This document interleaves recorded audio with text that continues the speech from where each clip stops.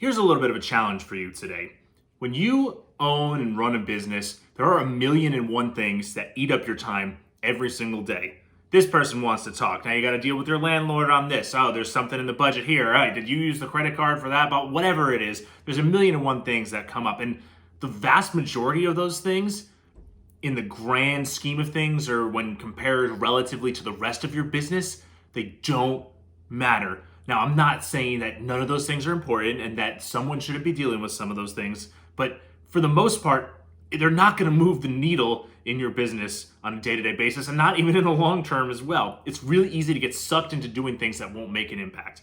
There's this dude, this statistician from Italy named Pareto, and I'm a big nerd, so this is why I know the history of this, but the Pareto Principle, which he discovered, is that 20% of the causes of something actually impact 80% of the results of something. So that means that there's only a couple finite things in any aspect of life that I've found that this applies, but there's a couple things that you may find in your business that actually may impact 80% of the total number you're seeing at the end of the day. And that could be on the sales side, on the revenue side, or on the cost side. So here's an example, especially when COVID hit for us. I mean, cash flow and, cost and the amount we're spending every single month was just, it was insane. And especially because our sales were dipping, like I'm sure was happening to a lot of you too. So I took a step back and said, okay, where can I make the greatest impact on cost savings today in our business almost immediately? And the answer was not going through the credit card statement with the fine tooth comb. The answer was not,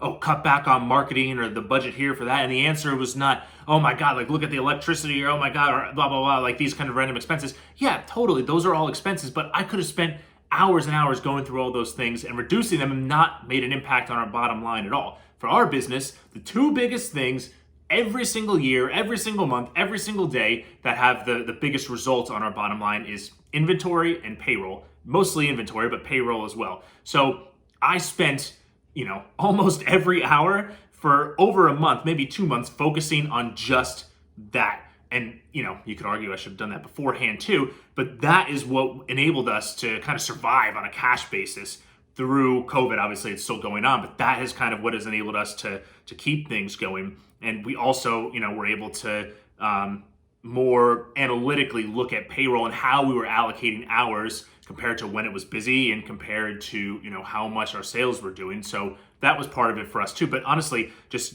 inventory and demand planning and trying to be more careful about when we were spending on the higher ticket things. Where, pharmacy is an expensive industry. Drugs are expensive. So that's just where it was. So that's where I put all of my time, and that is what made the biggest impact. I didn't waste time doing all those other things because I needed results now. So for you, when you're looking at your business, it may be different. Maybe you're not in an industry where, the cash goods or products that you're selling are hyper expensive. Or maybe, for you, you're just not having anyone come in and marketing's a bigger issue. Whatever it is, take a step back and look at your business and try to analytically think, okay, whether it's on the top line or on the bottom line, what couple of things, small things, have the biggest impact on whether or not I can pay the bills this month, or can pay my employees this month, or can increase sales this month. Whatever it is, do some critical thinking. And when you find those things, this is the 80-20 rule in action right here. Only spend your time doing those things. Yes, the other stuff is important too.